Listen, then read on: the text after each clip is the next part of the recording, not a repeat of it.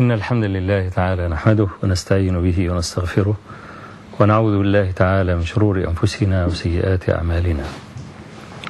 من يهد الله تعالى فلا مضل له ومن يضلل فلا هادي له، وأشهد أن لا إله إلا الله وحده لا شريك له، وأشهد أن محمدا عبده ورسوله.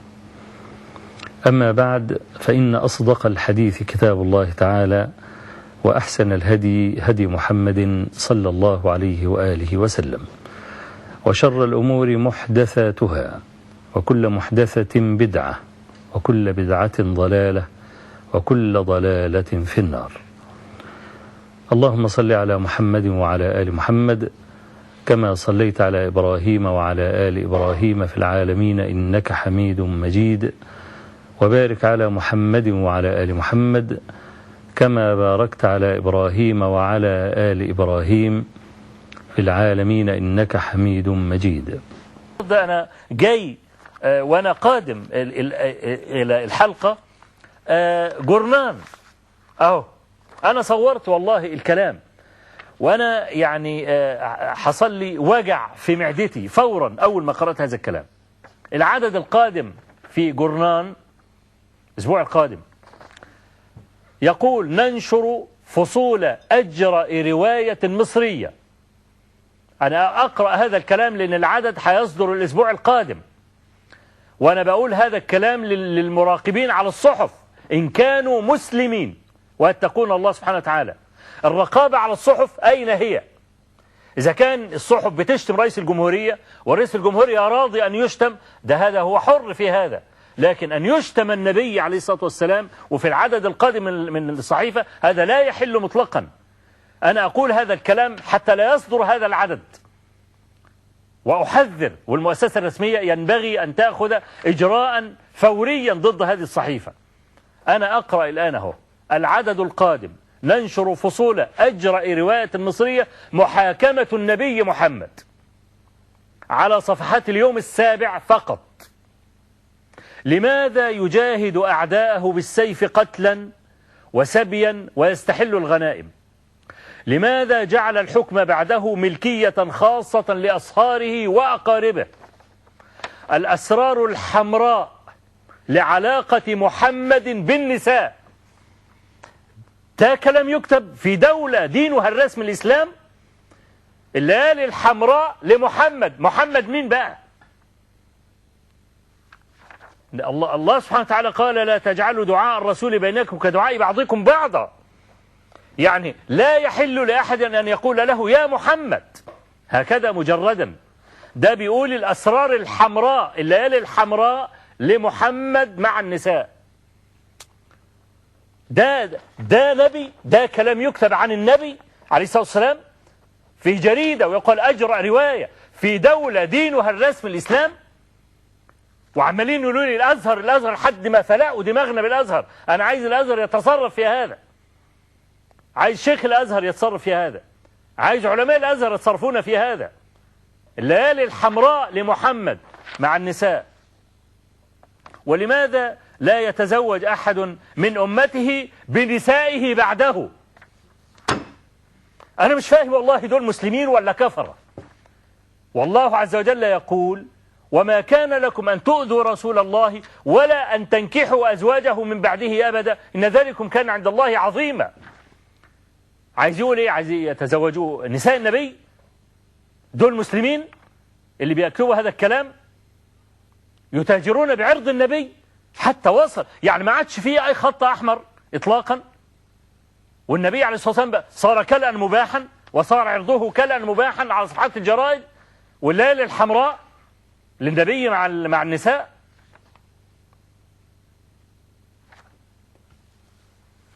أنا والله لا أدري ما أقول. يعني الخراب والدمار والعار اللي احنا عايشين فيه سببه أمثال هؤلاء.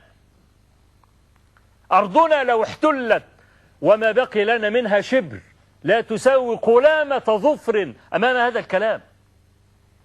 نحن نستحق أن يضرب بالنعال في كل مكان عشان أمثال هؤلاء اللي هم ضيعوا البلاد والعباد وفرضوا علينا الضنك. النبي عليه الصلاة والسلام خط أحمر لا يجوز لأحد مطلقا أن يتكلم عنه هذا الكلام ولا عشر هذا الكلام، لكن تجرأوا لما المؤسسة الرسمية تخلت عن دورها الحقيقي وهو الدفاع عن دين الله والدفاع عن الله ورسوله، ويطلع يقول لك ده حرية فكر. لا، ده مش فكر، ده كفر، ده اسمه كفر ما اسموش فكر. فإحنا الهجوم من كل مكان علينا بكل أسف، كما قال القائل لو كان سهما واحدا لاتقيته ولكنه سهم وثان وثالث. أنا كدت أن أنا ما أجيش النهاردة لما رأيت هذا العنوان، لأني انصدع قلبي من هذا الكلام. أنا مش راضي أكمل الكلام. طبعا في لسه عناوين أخرى في هذه الورقة مش قادر أكملها.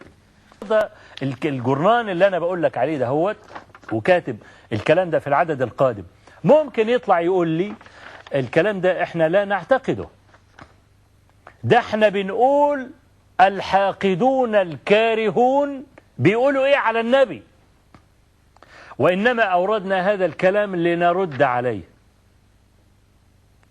ويظن أن هذا عذرا مقبولا.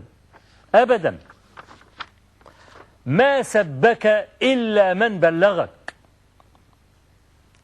والكلام ده مش من عندي، الكلام ده كلام النبي عليه الصلاة والسلام في حديث عبد الله بن عمرو بن العاص، قال لا يسب الرجل أباه وأمه.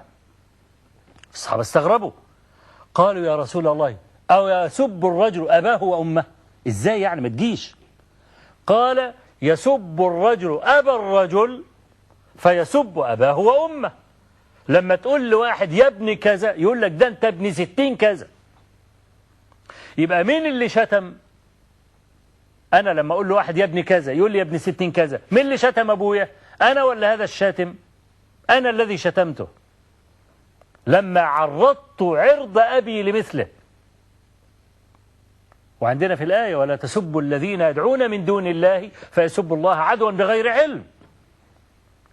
لأن في الآخر أنت لما تسب الآلهة اللي من حجارة اللي ملهاش قيمة، لكن هذا سيسب رب العالمين، يبقى تمنع من سبها الآلهة عشان ما يسبوش رب العالمين. يبقى لو أنت سبيت هؤلاء بعد هذه الآية وهؤلاء سبوا رب العالمين، يبقى من الذي سب رب العالمين؟ يبقى هذا الشاتم. فالنهاردة لما يجي يقول لك، وأنا بعتقد يعني أنه ممكن يقولوا هذا الكلام، يقول لك احنا عارفين الكلام ده كله كلام فارغ وكله كلام كفر كمان، بس احنا بننشره عشان نبين الناس بيقولوا ايه وعشان نرد على هذا.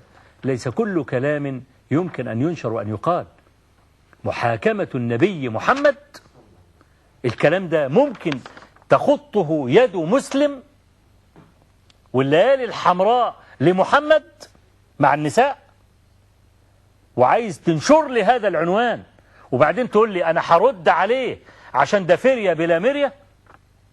أنتم الذين سببتم النبي عليه الصلاة والسلام عندما سمحتم بنشر هذا الكلام.